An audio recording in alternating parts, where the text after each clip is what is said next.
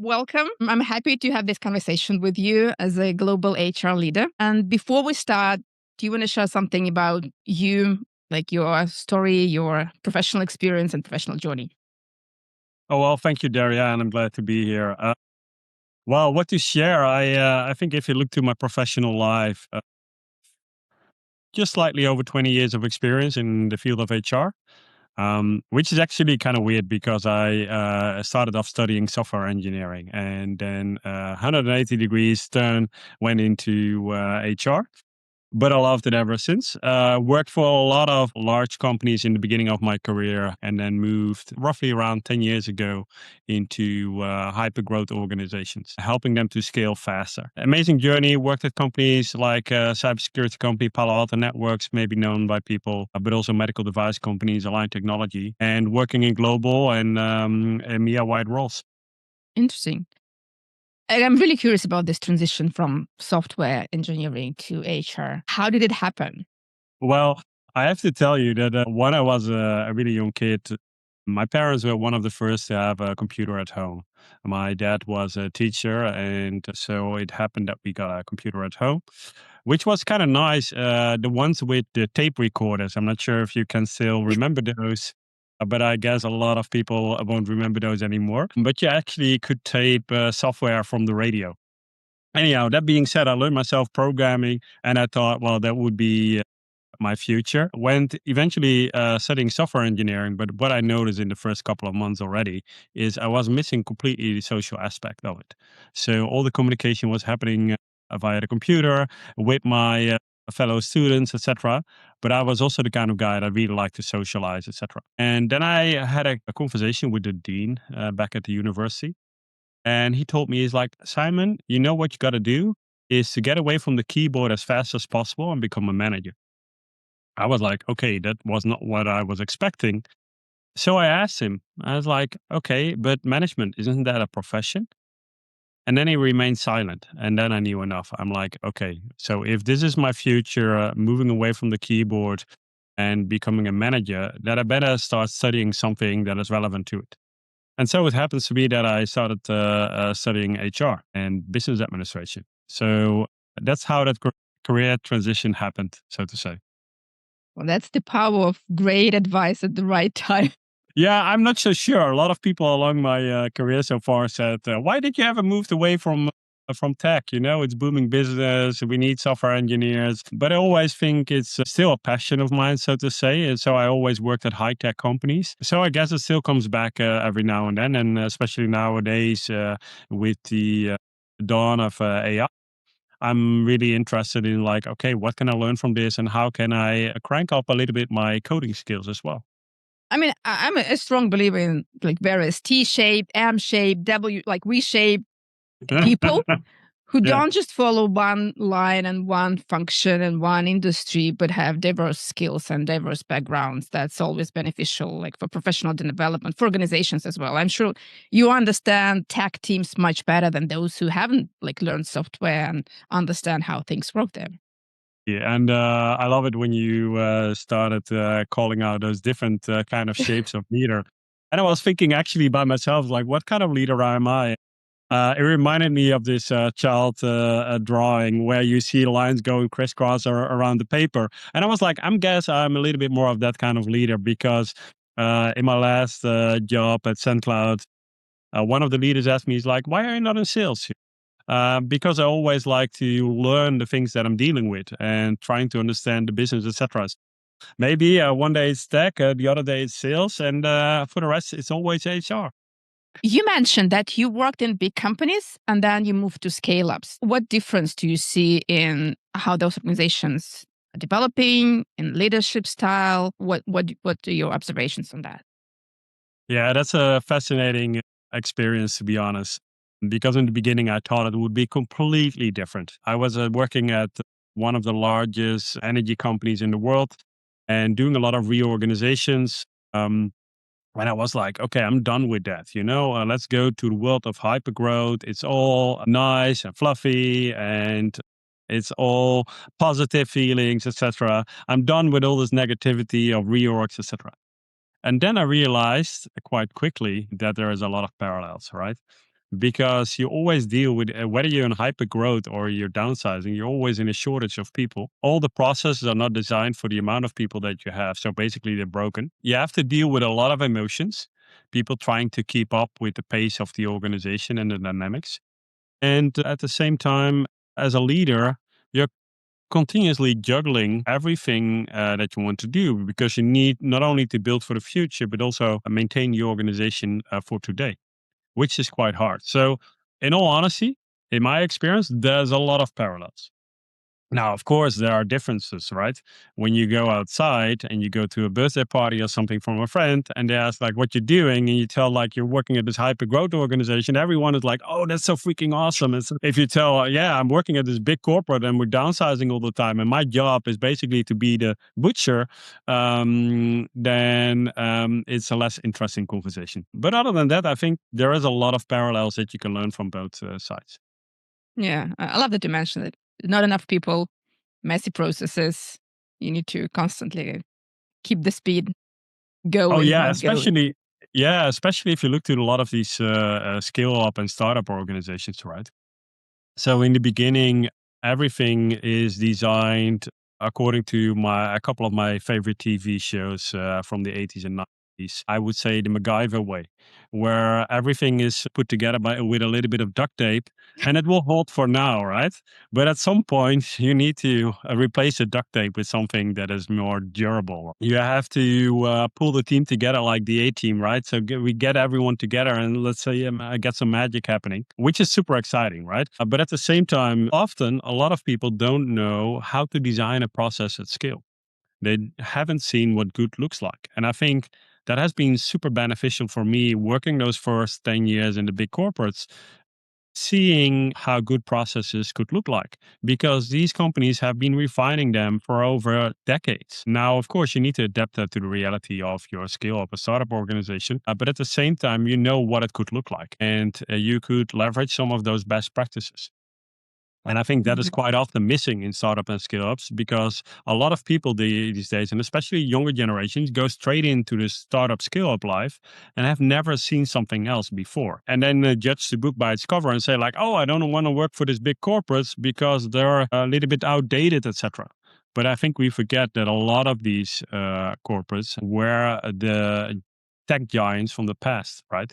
If you look to companies like Unilever, Shell, etc., if you compare them to the Googles and the Amazons, they were those kind of companies in the days. Now, of course, they're still large, but they're less appealing for a lot of people.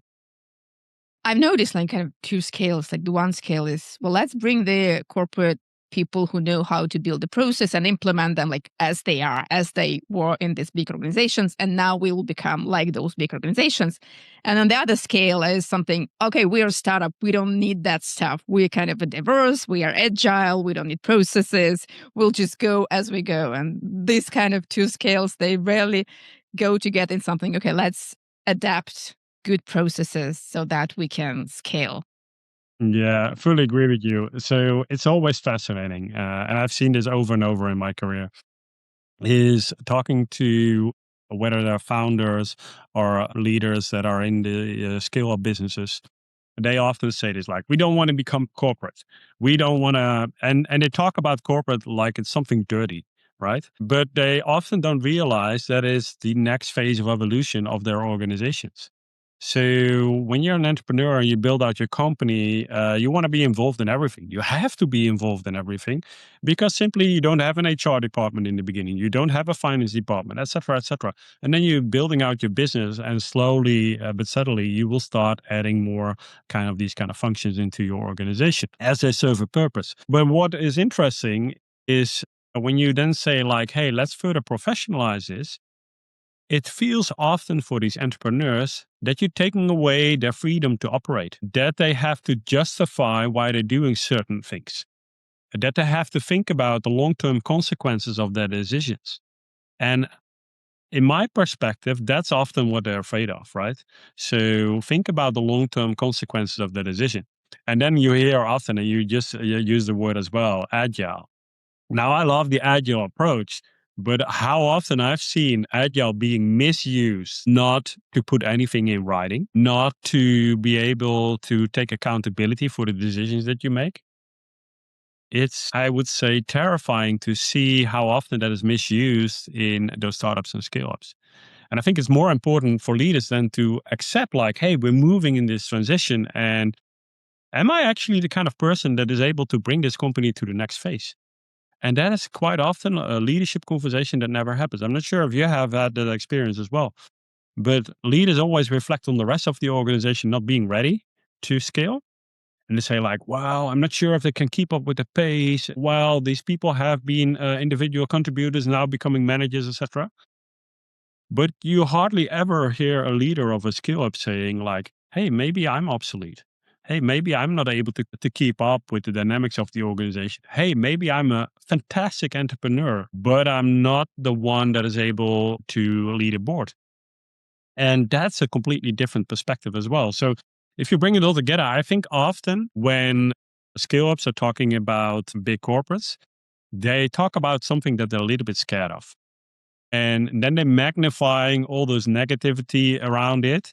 So it becomes like this horrible show that nobody wants to become, not realizing that some of these elements you actually need in order to be excellent in your operations. I love that you bring that up, that like you need a different skill set and you probably need different energies to be entrepreneur and to be a business leader that aimed for like sustainable growth. And I use this the GC index assessment, and like when we look at the different energies leaders have, what we can notice is like entrepreneurs, they're very much focused on innovation and creating new ideas and kind of breaking through and changing something. And while business leaders are mostly focused on strategy and how we can make it work and how we can make it happen. So that these are different skill sets, different energies, different type of people that are required to build a business, start a business, and then grow a business and make it sustainable. Yeah. Yeah, no, I fully agree with you. If you look at these entrepreneurs, they're really good at quick fixes.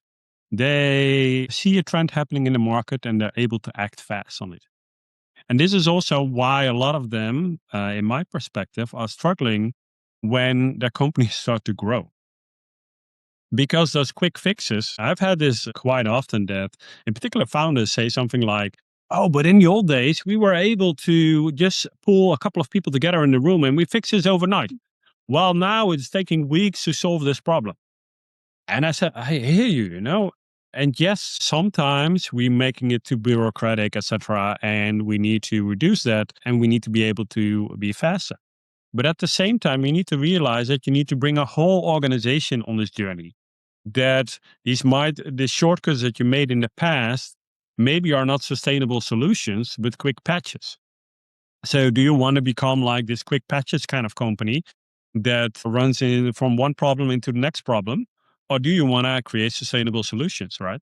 And that's often something difficult to comprehend because the rush that they're getting, and in particular these entrepreneurs, the rush that they're getting from quick fixes, from making an impact that is directly visible, is something completely different than the long term incentive that you're getting when you build something out that is more sustainable and where you maybe see the results not maybe in the next day, in the next week, but maybe in the next year. And Mhm. that's where what you I think you highlighted properly is um, business leaders often need to work around strategies. Now there are a lot of business leaders that struggle with crafting a strategy and executing against it, but honestly, they should, right? Because that's their job. You had experience with acquiring companies and merging them into the parent company. What are the most common mistakes or maybe tips you want to share how to acquire companies? Because mergers and acquisitions like happening everywhere. There's lots going on. How do you make it in a good way? Well, yeah, if I would have that magic recipe, then I think I would be now competing with Elon Musk around becoming the most wealthiest person in the world. Because let's be honest, if you look at the research, the vast majority of M&A is a failure. Not getting the value out of the acquisition that you're making or the merger that you're making, destroying a lot of value along the way. So you really need to think about, like, why are you doing M&A? Is it to take out competition? Is it to extend your portfolio? And then you need to look at, like, okay, what are the success factors that we define, and what is the trade-off that we're willing to make? Because there are always significant trade-offs.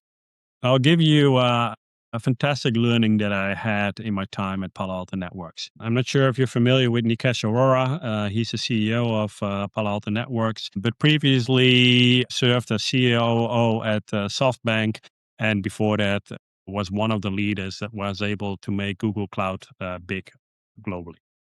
So someone with an impressive track record, and he was known to be the deal maker in Silicon.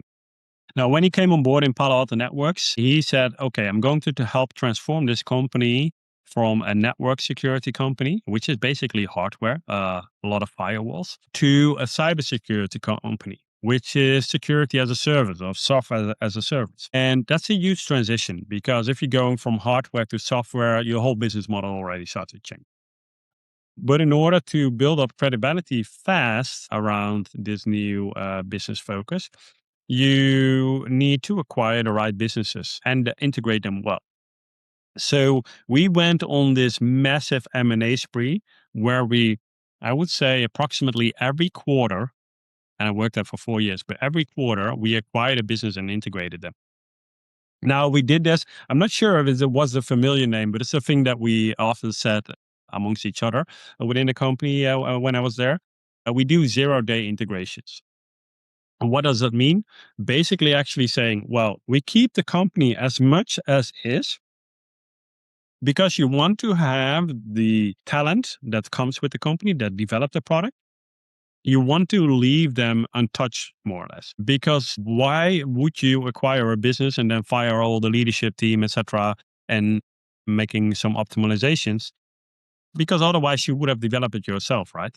So what we did is we acquired those businesses, integrated them in our businesses by only making sure that all the fundamentals of the operating process, so like finance, HR, etc., was fully integrated. But the way they were doing their work, we left almost untouched. Now, of course, we gave them full access to the rest of the organization. And what we said to the rest of the organization, you need to start selling this adjacent product right away. So as soon as the acquisition date is there, you need to start selling the product. That means that you need to ramp up the whole organization and educate about this new product. Now, I think a lot of organizations do this wrong, because they talk about, and then there is always upper hand in the M&A, right? So the company that is acquiring says, we're going to tell you how to do it. And they almost suffocate the talent in the company that they acquire. Or they're saying, okay, we know better how to scale this business, so we're going to tell you exactly what to do. And we put a leader on top of that business that is coming from our own organization. Now, if you are acquiring a business for technology advancement or portfolio enhancement, I would never do that. At least that was my experience based on my time at Palo Alto. Now, if you would say, on the other hand, you're saying, like, I want to put a competitor out of business, okay, then you might have a different approach. And you say, like, okay, I want to eradicate everything that is reminding me of that business, unless there are some advantages that I can take out of it.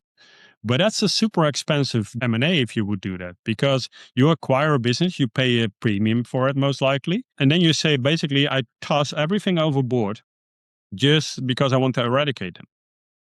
Now, if you're truly convinced that you are the better organization, then why are you acquiring the business at the first place? Because you would push them out of the marketplace because you are the upper hand. So if you look at from that perspective too, it becomes a whole different situation. So you really need to clearly think around, why are we acquiring businesses? How is this helping us on a strategic roadmap? Because this is the other thing. Recall that from my time at SendCloud, where we also were doing M&A. And we had a lot of conversations as leadership team around opportunities that were there in the market. And sometimes these opportunities were too good to be true. But we were asking ourselves, is like, is this helping us to accelerate on our strategy that we have? How is this fitting in our roadmap? And if we do this, this would mean acquiring a business always takes the eye of the other ball that you play. So if you're doing this, then will it add more value now on the short term or the long term? And if not, or if you're not convinced, don't do it.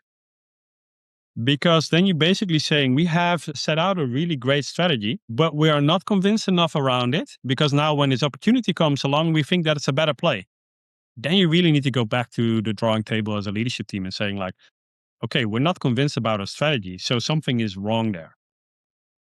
Right. So coming back to your question, like, what is my advice around M&A? Be super careful. Really think about if is M&A actually going to help. Realize that it often fails because there are large skills, change management projects, etc.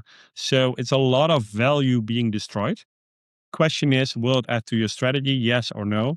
If not, don't do it.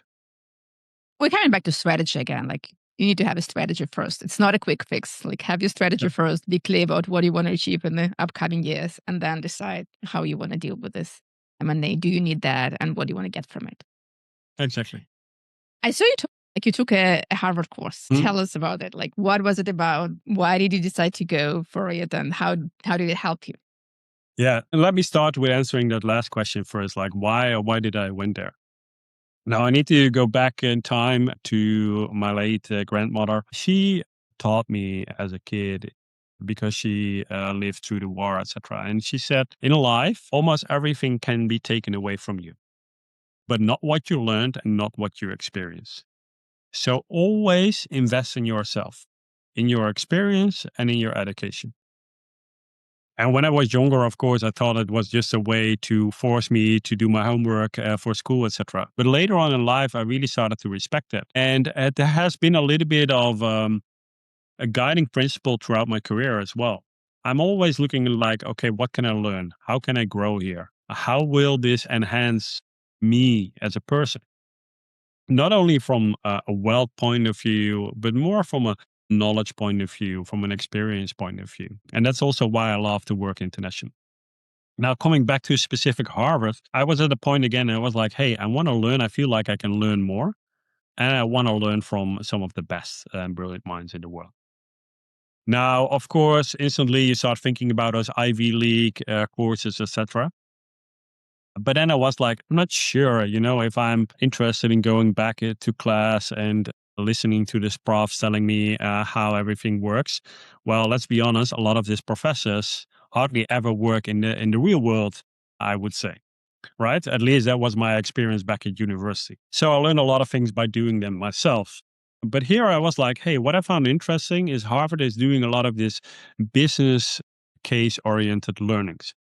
So basically, they use business case from real companies, and they let you dissect it with a group. So you're talking with peers, etc., and you get different approach from people all over the world.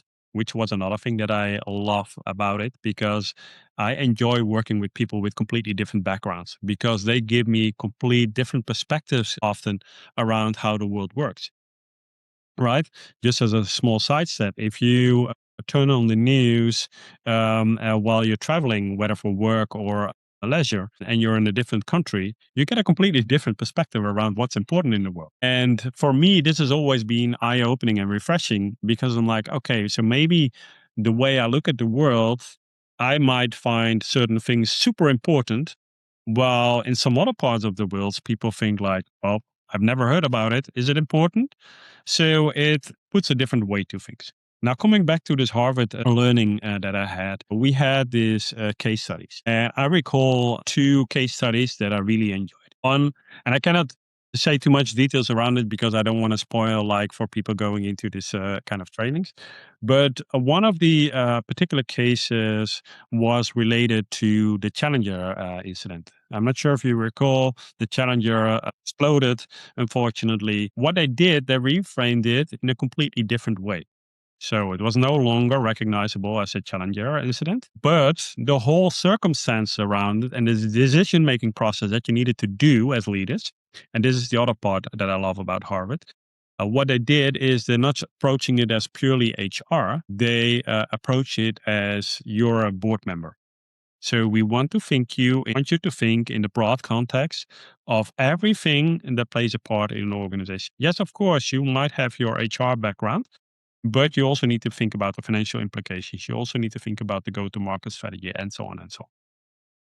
So we had this challenger case, and I can tell you, I think all of us went for the trap because we were under pressure. We needed to make fast decisions, and was a lot of stakes involved. And you were like, okay, we need to move fast, and we need to take this opportunity. Yes, it might fail, but we gotta take this risk because it might be worthwhile. It might be really worthwhile.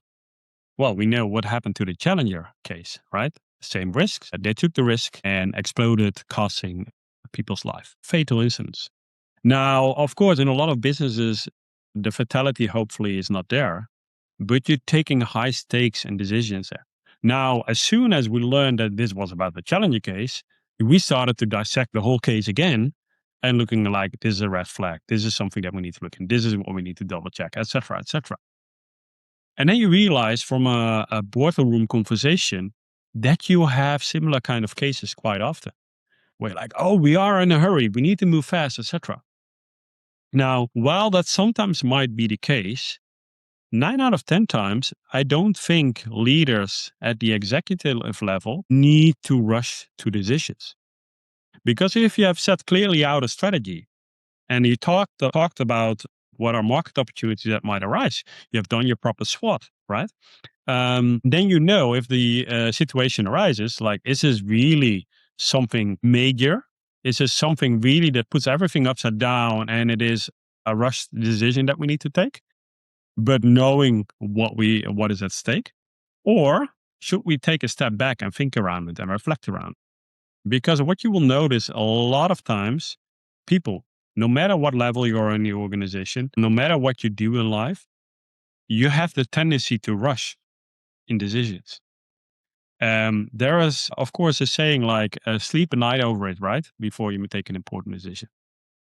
Now, if you apply this to the rest of your life, most likely you will notice that a lot of these kind of things, you could easily sleep 2 nights over it, right? But so this is a really interesting experience to go through because you can talk about it, you can read all these popular quotes, etc. And you're like, oh yeah, I got it. But then when you actually go to a case and you think like, we know we are with a lot of brilliant people in this room. We solved this case. And then you realize like, well, actually we didn't. Really put your mind at work and start to reflecting around everything that you do in business. Now, the other case that I would love to share with you is a case that we did around watches. And against all odds, there was this entrepreneur that decided to make luxury watches, Swiss luxury watches. All the odds in the market said, don't do it. It doesn't make sense. And eventually he decided to do it. And he built out one of the most successful companies, but really built around his personal passion and beliefs around this against all odds. Now, what do we see a lot in businesses that all of a sudden emerge? There are people so convinced, so passionate about it that they do it and it thrives. And then I was relating for myself and I was like, well, one of my best friends, he started off a company a couple of years ago. And before he started, he came to me for a consultation. He said, Simon, so what do you think I should do? And he had a fantastic corporate career, and everything was against his plan on what he wanted to do. And I went through it with him, and I'm like, "Well, I love your passion, and it's going to be a huge gamble. If you ask me honestly, around like when I dissect everything that you tell me, you might not do it." But I said, if you truly believe that this is the thing, well, you got to decide. But I said again, warnings are there, so you got to take this decision. And he decided to go for it. He built out a super successful company. And of course, hard work and a lot of things that we couldn't foresee back then that helped him and provided tailwind, etc. But other than that, he was willing to take the risk. So here is two different stories. One telling you to slow down and not take the risk, and the other one is telling you maybe to go against all odds. Now, I think this is the reality of business, right? You ask me like if I can give you advice around how to do best M&A, for example. I gave you my stories. I gave you my experience. That might work for someone else, but not per se, right? It's always a matter of like looking at all the circumstances and take your best educated guess, I would say, because nobody has a crystal ball to tell you what the future will. Too bad.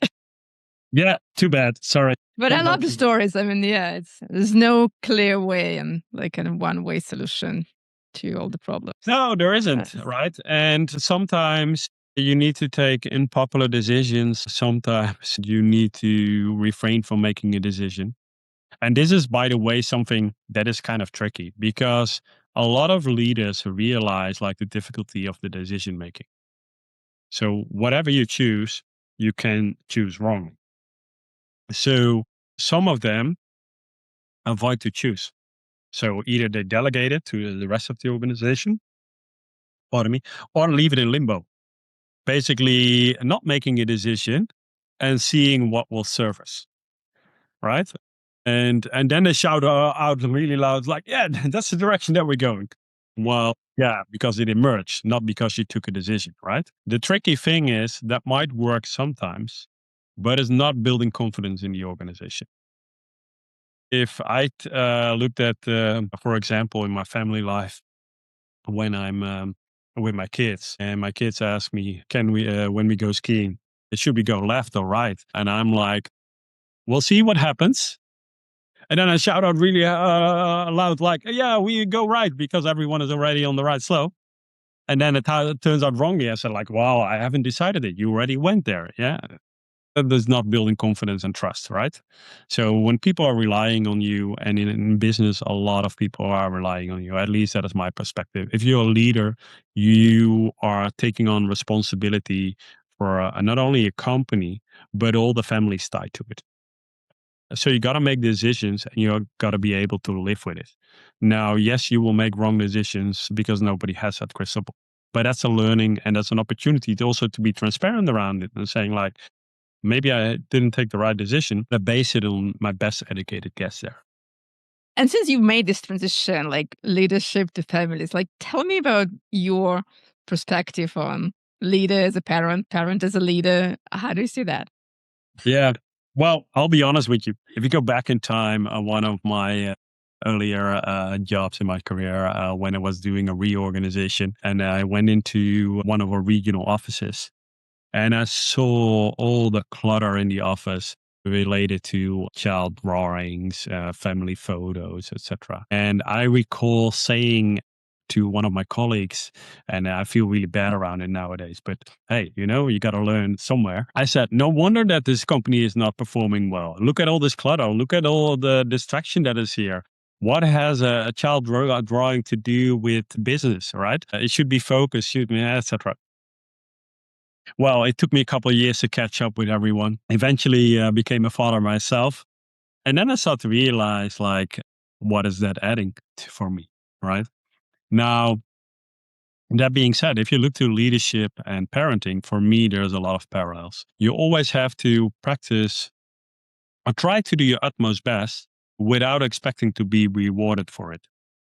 Because if I look to when I'm raising my kids, I try to act in their best interest. I want to raise them to become proper adults with a proper value system, etc. And sometimes I have to be giving them a little bit more rope so they're able to explore. Sometimes I have to pull a little bit tighter to make sure that they're not making too big of a mistakes. But in the end of the day, they're human beings. So I cannot tell them what to do. I can help them navigate the world. And I think as a leader, that's often what you need to do as well. You know, you cannot always make the popular decisions, Like going back to my kids, if I tell them that they cannot eat candy all day, it is in their best interest. Now, if you would ask my kids if it in their best interest that they cannot eat candy every day, I think they will judge me differently around that in this moment in time. Later on in life, I hope that they're a little bit more grateful for it, right?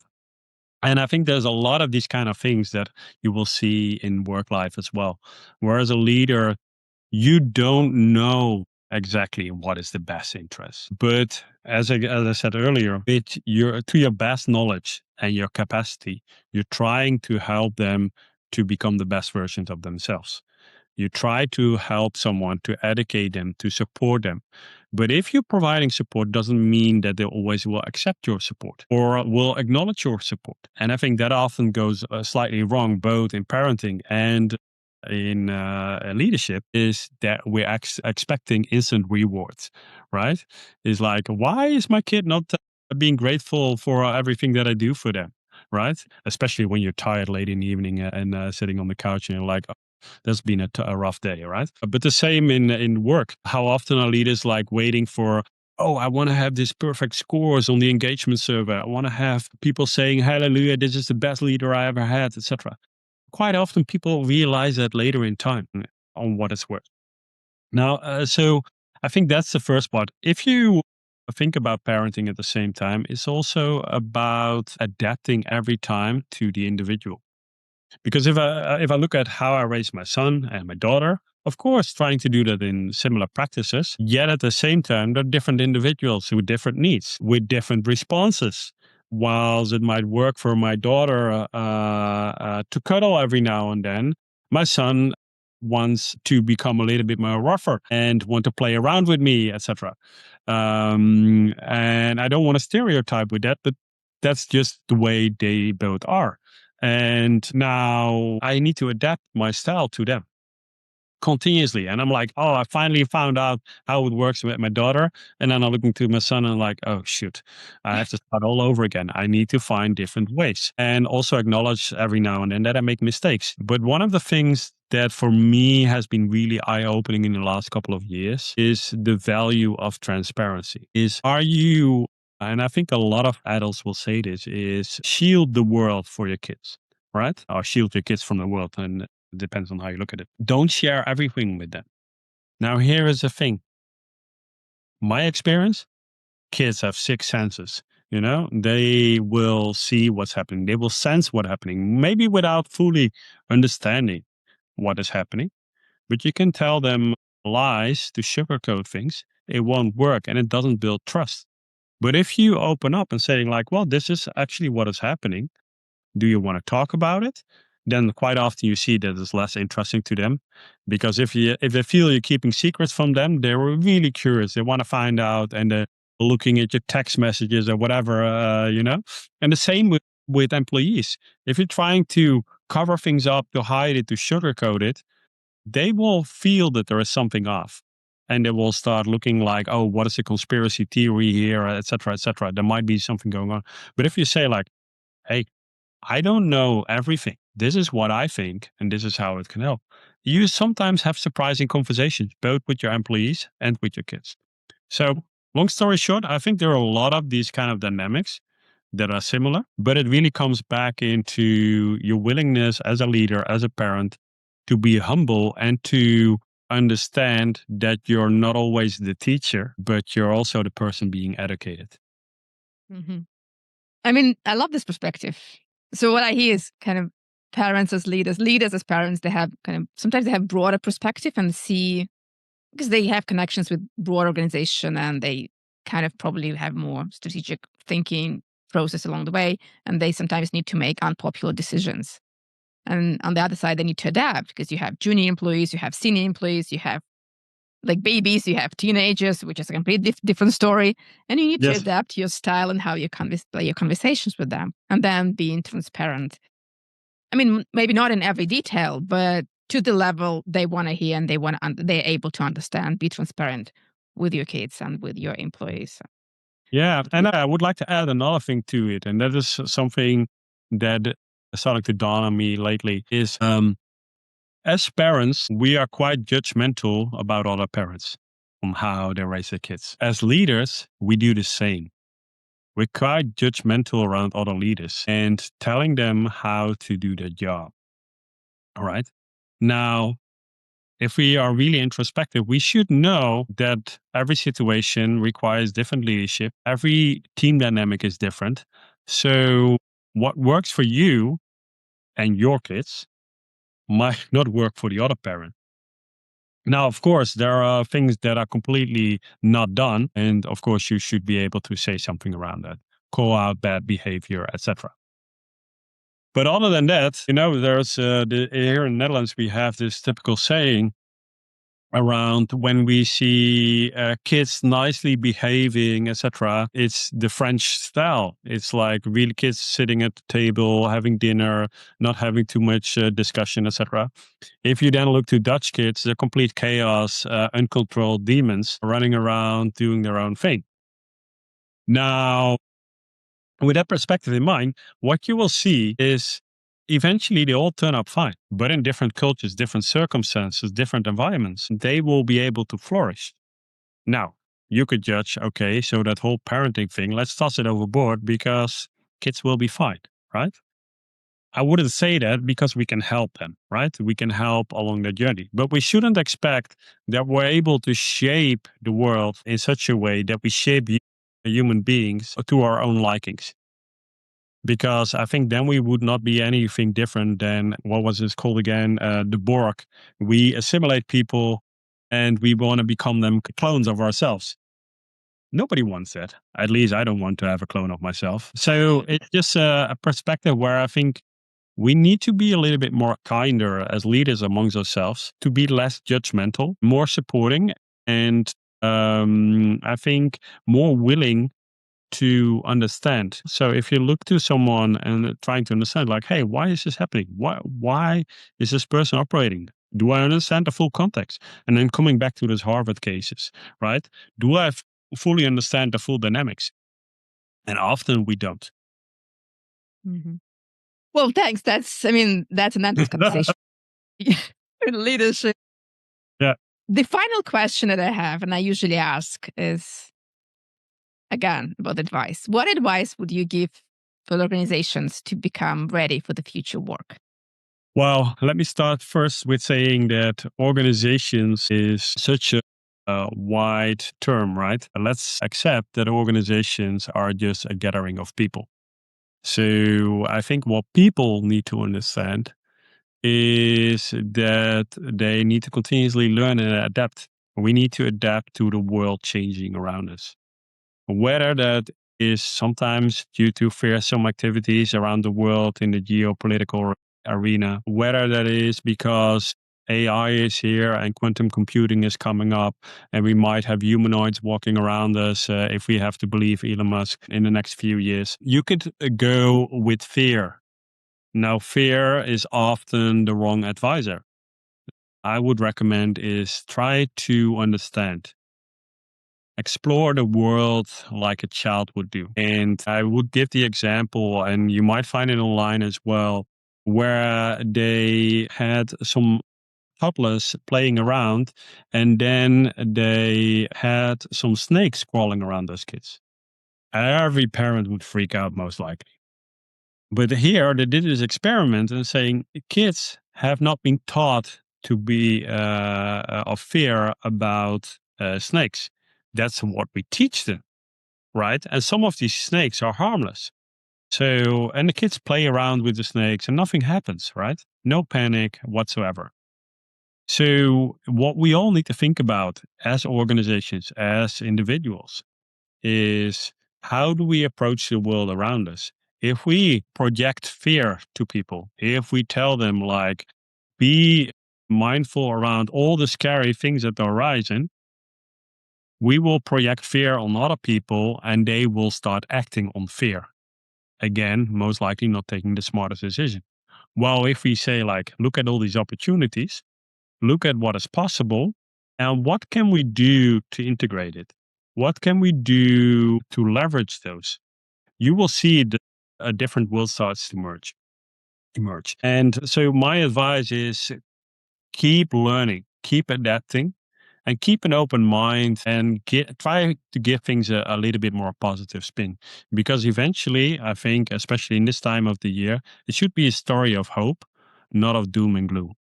Yeah. I love the shift from fear to curiosity and learning. Well, Yeah. thank you so much, Simon. It was great having this conversation. I really enjoyed talking about essays and cases, Harvard cases, and parenting and snakes. Yeah, it was a really great conversation. Thank you for joining me today. Yeah, well, pleasure was all mine. I love to talk about this kind of things, and I hope it's helpful and that people find it interesting to hear these stories. And if anyone has questions, don't hesitate to reach out to me. How they can reach out to you? Well, I would What's say the the best? easiest way is go to my LinkedIn page and connect with me. Send me a message. I will respond. This is also the way you and I got connected eventually and started to have a conversation. I think that's the easiest way to do it, and I'm looking forward to it. Okay. So the link to your LinkedIn profile is in the comments to this, in the description to this video. Yes. All right. Take care. Perfect. Thank you, Daria.